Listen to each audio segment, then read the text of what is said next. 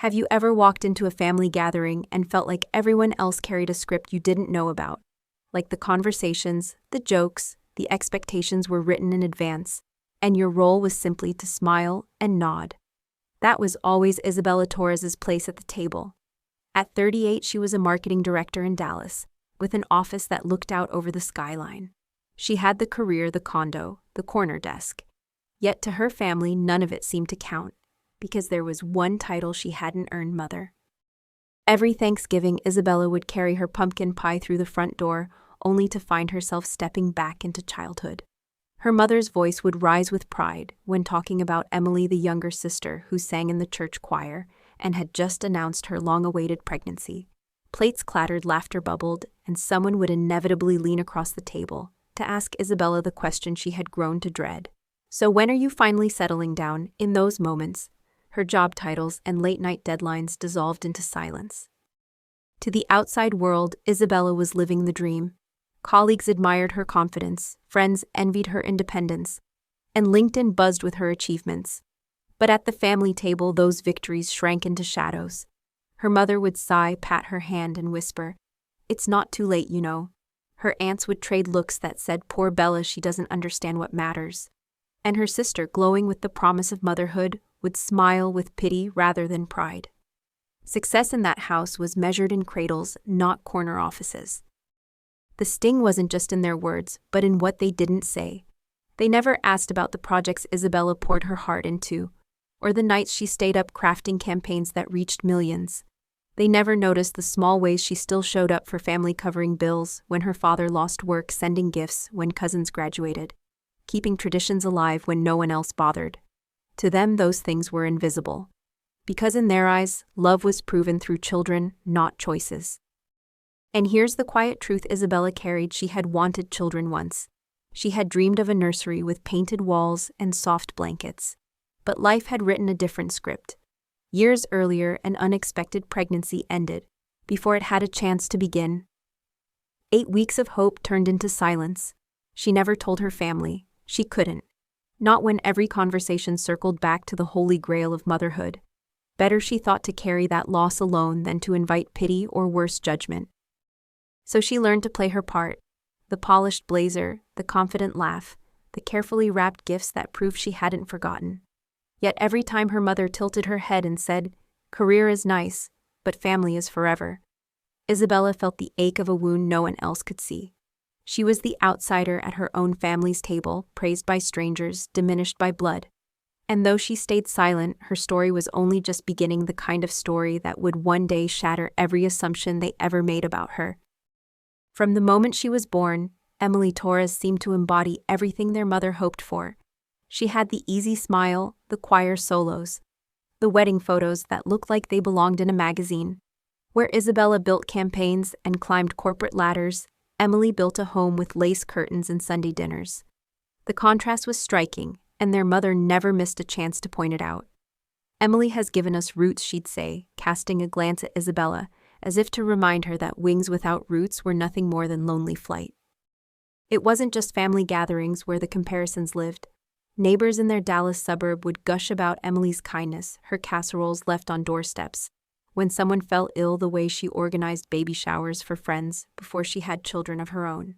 People admired her ability to nurture even when she was quietly wrestling with the heartbreak of infertility. Emily longed for a child, and the struggle became part of her identity, fuel for admiration and whispered sympathy. Isabella noticed how every sigh, every tear drew others closer, while her own sacrifices kept her standing on the outside. The truth, of course, was more complicated. Emily's dream of motherhood had nearly slipped away after years of failed treatments. The cost alone could have drowned her and her husband, Alex. Each round of IVF averaged $12,000, not counting medication. Their savings thinned, their hope followed. What no one at the family table knew was that Isabella had quietly stepped in, covering costs through anonymous transfers. She was the silent lifeline that kept Emily's dream alive. Yet each month the gratitude belonged to some faceless donor, never to the sister sitting across from her. In families, it's easy to believe what you see is all that exists. People saw Emily's courage, her resilience, her patience, and those were real. But they didn't see the quiet strength of Isabella, who carried her own loss while fueling her sister's hope. The mistake so many of us make is assuming that love looks the same for everyone, that it comes with hugs, words, or visible sacrifice. Sometimes love is quiet, anonymous, nearly invisible. And in Isabella's case, that invisibility came with its own sharp edge. She became the villain in a story she was funding all along. The lesson here is simple, but powerful. Comparison blinds us. When we hold one life against another, we often miss the truth that each carries battles unseen. Emily wasn't the flawless golden sister, and Isabella wasn't the heartless career woman. They were two women navigating different storms. But because only one story was visible, only one was celebrated. That imbalance planted seeds of resentment, seeds that would grow into a reckoning none of them could avoid. And as Emily's belly finally began to swell, her glow became the centerpiece of every conversation. "This baby is a miracle," their mother would say, and everyone nodded. Isabella would nod too, biting back the truth that miracles often come with a hidden price. But secrets have a way of surfacing, especially when others start asking the wrong questions. And that was exactly what began to happen when Emily's best friend Megan entered the picture. Every month, Isabella would log into her banking app late at night, when the city outside her window had gone quiet. With a few taps, another deposit slid into the fertility clinic's account. The numbers blurred together over the years, but she knew the total by heart. It was enough for a down payment on a house, a new car, or even the art studio she once dreamed of opening. Instead, that money flowed into Emily's future. Each transaction was like a small goodbye to her own dreams, a silent choice that no one ever saw or celebrated. The cost of fertility treatments in America is staggering. A single round of IVF can start at $12,000, and most couples need more than one. Medications alone can add another $5,000. Insurance rarely covers it. Families mortgage homes, drain savings, and lean on credit cards just for the hope of a child. Isabella knew these numbers well. Each transfer she made wasn't just money, it was hours of work, sleepless nights, promotions earned, and sacrifices stacked high. Yet to her family, she remained the sister too busy for motherhood. Her only confidant was Rachel, her designer friend at the office. One night, over glasses of red wine and takeout containers, Isabella finally let the truth spill. Rachel's eyes widened as she scrolled through the transactions. "Bella, this is a college fund. This is freedom. And you're giving it away to people who don't even see you." Isabella shrugged, the weight of years pressing on her chest. She was crying at the dinner table. "Rachel, I couldn't stand it. I just lost my own baby, and somehow, helping her felt like keeping something alive." The danger of secrets is that they grow heavier with time. What starts as a private act of love can twist into a burden that shapes every moment. Isabella carried hers like a shadow, always present, always whispering. When her mother made comments about her empty life, the shadow grew darker. When Emily praised the anonymous donor, the shadow pressed harder. And each time Isabella bit her tongue, reminding herself that love, real love, didn't need recognition. But even she began to wonder how long she could carry the weight without breaking. The small lesson here is that silence can feel noble in the beginning, but it can also rob us of connection. When we hide our sacrifices, we deny others the chance to see our heart. Isabella's secret built walls instead of bridges. She believed she was protecting her sister, sparing her family the truth, but in reality, she was isolating herself. And like every shadow, hers couldn't stay hidden forever. Shadows stretch, shift, and eventually slip into the light when you least expect it. And that light came in an unexpected form. Megan, Emily's best friend. She worked in billing at the clinic, and one day she spotted something unusual: recurring deposits tied to Isabella's financial details. Megan didn't say much at first, but her questions at family dinners grew sharper, her glances more curious. Isabella felt the ground beneath her shift. The secret she had guarded for 5 years was no longer safe. And soon she would discover that Megan's curiosity was about to unravel everything. At first, Megan's hints seemed harmless, just casual remarks dropped at family dinners. "Isn't it amazing how the clinic always found the funding right on time?" she'd say, with a knowing smile. Emily would nod gratefully, never suspecting more. But Isabella felt her pulse quicken each time. Megan's questions weren't random. She had seen something in the billing records. Maybe it was a name, maybe just an account detail. Either way, the secrecy Isabella had carefully built for years suddenly felt fragile like glass, about to splinter with the slightest pressure. Dinner conversations became minefields. Emily gushed about the anonymous donor, her hands resting on her growing belly, while their mother praised the miracle that had saved the family's hope. Across the table, Megan's eyes lingered on Isabella, too sharp to ignore. "Funny coincidence," Megan remarked once, "that your company handles accounts for the clinic. Small world, huh?" Everyone else laughed it off, but Isabella froze. She managed a polite smile, but inside fear crawled through her veins. Secrets, she realized, rarely stayed buried when too many eyes started digging. In many families, the cracks don't come from shouting matches or betrayals. They come from silence, from what isn't said. That was Isabella's reality. Each word unspoken created tension, like a wall pressing in. She couldn't tell her mother the truth without facing judgment. She couldn't tell Emily without shattering her happiness. And she couldn't stop Megan's curiosity from growing. The result was a quiet war inside her: protect the secret or claim her truth. Both options carried risk, and both demanded a price she wasn't sure she could pay. This isn't unusual. Many people who shoulder hidden responsibilities, whether financial, emotional, or both, often find themselves trapped in the same way. They sacrifice quietly, believing silence keeps the peace. But when others begin to sense the truth, suspicion grows, and the peace they worked so hard to protect starts to crumble anyway. Isabella's silence had once felt noble, but now it felt dangerous. Each sideways glance from Megan was a reminder that the facade couldn't hold forever, and once it cracked, the fallout could be devastating. The small lesson here is this: secrets protect in the short term, but corrode in the long run. They isolate the giver, confuse the receiver, and empower the outsider who stumbles upon them. Isabella's story shows how fragile balance becomes when love hides behind walls of silence. Instead of preserving connection, secrecy often deepens loneliness. And as Megan's questions grew bolder, Isabella realized the truth wasn't just threatening to escape. It was clawing its way out, ready or not. And soon that truth would erupt in the most public way possible. Not at a quiet dinner, not in a private conversation, but at Emily's baby shower. The very event meant to celebrate new life. For Isabella, it would become the stage where years of hidden sacrifice collided with years of family misunderstanding. And when the facade finally shattered, nothing in the Torres family would ever look the same again. The rooftop was dressed in peach blossoms and golden balloons, the skyline of Dallas glittering in the background. Guests arrived with pastel-wrapped gifts and cheerful chatter. To everyone else, it was a celebration of hope, of a miracle long prayed for. To Isabella, it felt more like walking onto a stage where every spotlight would find her secret. She clutched her small cream-colored box, the one containing years of receipts and notes. It wasn't just a gift. It was proof of every silent choice she had made. And tonight that silence was ready to break. Her mother gave the first speech, voice trembling with joy.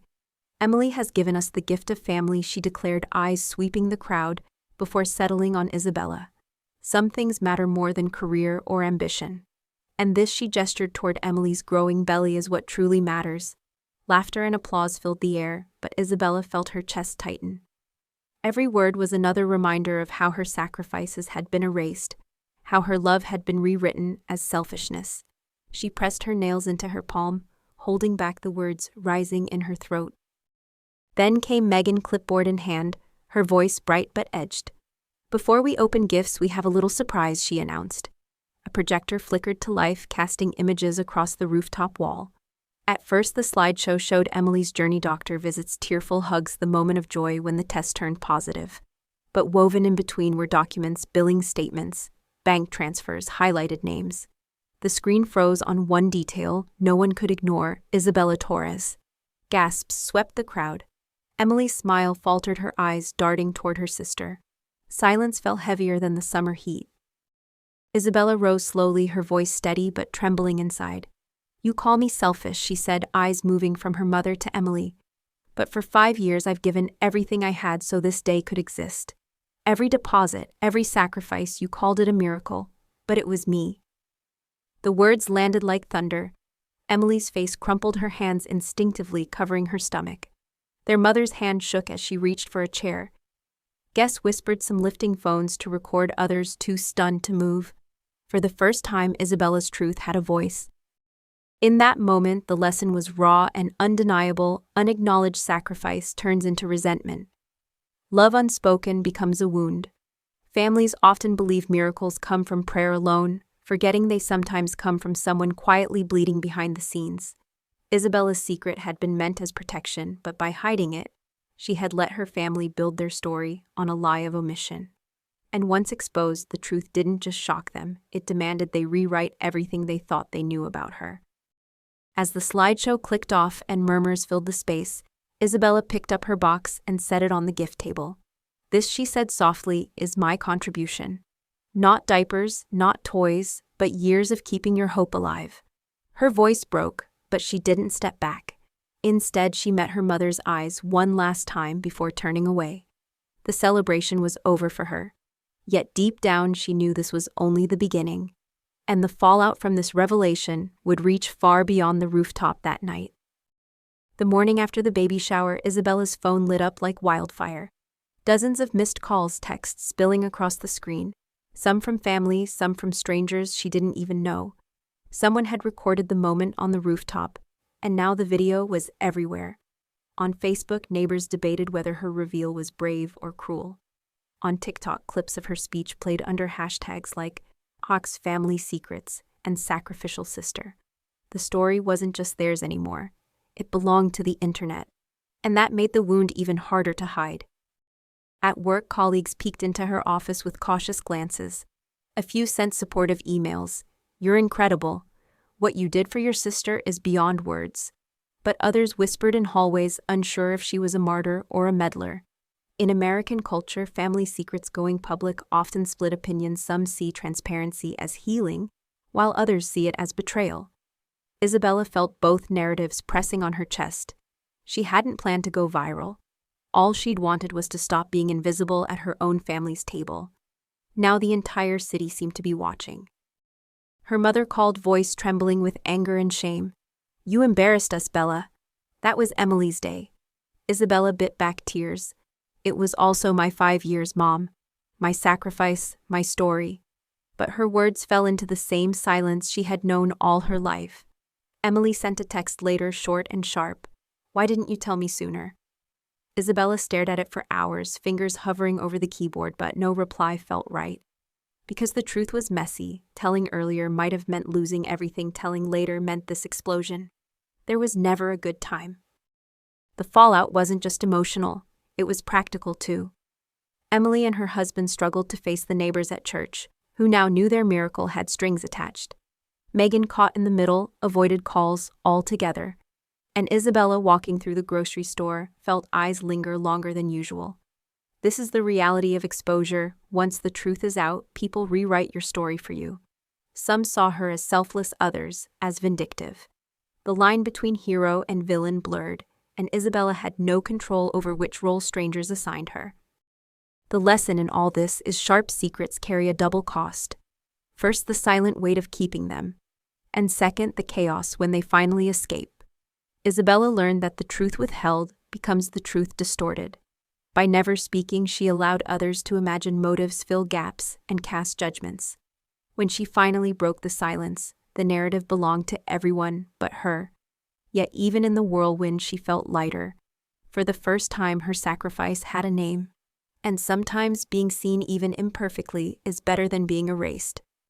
Still, the deepest fallout wasn't online or in the office. It lived in the quiet distance growing between two sisters. Emily's questions remained unanswered, her trust cracked. And Isabella knew they couldn't rebuild without confronting the pain head-on. The rooftop had exposed the truth. But healing, if it was possible, would have to happen face-to-face in raw conversations that neither of them had ever dared to have. And that moment was coming sooner than she thought. Emily showed up at Isabella's office one gray afternoon, clutching a paper bag from the bakery down the street. For a moment, she looked less like the glowing mother-to-be, and more like the little sister Isabella once protected from schoolyard bullies. She set the bag on the desk, her voice trembling. I read the comments. People think I'm ungrateful. They think I used you. Isabella folded her hands, steady but tired. Didn't you? The words weren't cruel. They were simply honest. And honesty, after years of silence, hung between them heavier than any accusation. They sat in the quiet hum of the office. Emily's eyes brimmed with tears. Why didn't you tell me? Why did you let me think you didn't care? Isabella hesitated, remembering the night she miscarried alone, wrapped in hospital blankets that smelled of antiseptic. Because I couldn't bear it. You all already believed I wasn't built for motherhood. If I told you, it would have been pity or judgment, nothing else. Her voice cracked, but she didn't look away. Helping you was the only way I could hold on to the idea that love wasn't wasted. Confession isn't easy, and in families, it can feel like pulling bricks from a wall you've built for decades. Once one brick is gone, the whole structure shakes. Emily wiped her face, whispering, I called you selfish so many times. I thought you chose work over us, and all along you were carrying me. Her words were softer now, less defensive. This was the messy middle of forgiveness, the place where guilt and gratitude collide. It's a stage most people avoid, but without it, true healing never starts. Families break not because of conflict, but because of silence. The truth is, many sisters live inside this dynamic. One becomes the golden child, the other, the outsider. Parents reinforce the roles without meaning to, and years later, resentment has already taken root. In America, we often call it sibling rivalry, but that phrase is too small. It's not just rivalry, it's identity. It shapes the way each sibling moves through the world. For Emily and Isabella, those roles had defined them for decades. But confession has power, it begins to rewrite the story. Emily was no longer just the golden sister, and Isabella was no longer invisible. The lesson here is tender but vital. Forgiveness begins where vulnerability meets listening. Isabella's vulnerability cracked the wall, but Emily's willingness to hear without defense kept it from crumbling entirely. In that moment, neither was saint nor sinner. They were simply two women, scarred and stubborn, trying to find each other again. It didn't erase the past, but it carved space for a new beginning. And beginnings, however small, often matter more than perfect resolutions. Sometimes the bravest thing we can say is, I was wrong. I didn't see you, but I want to now. When Emily left that day, she hugged Isabella longer than she had in years. We're not done, she whispered. We have more to say. And Isabella nodded, knowing the hardest conversations were still ahead. But for the first time, she also felt a flicker of hope. Their story wasn't over, it was shifting, reshaping into something truer. And that next step would take place not in the office, not in whispers, but at the family table where it had all begun. The family table looked different this time. No decorations, no balloons, just plates of food and the smell of their mother's peach cobbler. But the air felt lighter, as if everyone had finally decided to stop performing and start speaking. Isabella sat across from Emily, noticing the necklace her sister now wore. 2 charms, one for her unborn daughter and one for the child Isabella had lost. For the first time, Isabella felt seen, not as the career woman or the outsider, but as herself, a daughter, a sister, a woman who had loved deeply in ways no one had understood. Over the past months, the cracks in their family had been exposed, comparisons that hurt, secrets that silenced, sacrifices that went unnoticed. Yet here they were choosing not to run from the mess, but to sit inside it together. That was the real miracle, Isabella realized. Babies' careers and titles mattered, but what truly healed was honesty. Families don't need perfection, they need truth. And truth, however painful, has a way of setting people free. It allowed Isabella to step out of the shadows and allowed Emily to finally see her sister's heart. Looking back, every part of the journey carried a lesson. From the labels that never fit, Isabella learned that worth cannot be defined by society's checklist. From the golden sister comparisons, she saw how damaging it is when love is measured unevenly. From years of secret giving, she learned that sacrifice without acknowledgement can turn into resentment. And from the public reveal, she realized that while truth may shatter, it also rebuilds. These lessons weren't just hers. They are for anyone who has ever felt unseen, unheard, or misunderstood by the very people meant to love them. The lesson is clear: family is not only defined by blood or by tradition. Family is redefined every time someone chooses empathy over judgment, every time someone admits I was wrong, and every time we decide to see one another fully. Isabella and Emily's story isn't perfect, but it's proof that even broken relationships can bend toward healing. And maybe that's the invitation for all of us, to stop pretending, to stop comparing, and to begin seeing the sacrifices others make in silence. That recognition can be the start of a new chapter for any family. And now, dear listener, I want to leave you with this thought. Who in your life has carried a quiet burden you've overlooked? Who might need your words of gratitude before it's too late? Stories like Isabella's remind us that love often works in the shadows, but healing happens in the light. If this story touched your heart, I invite you to share your thoughts in the comments like this video, and subscribe for more journeys of truth and redemption. Because somewhere out there, another family is waiting for the courage to start their own conversation.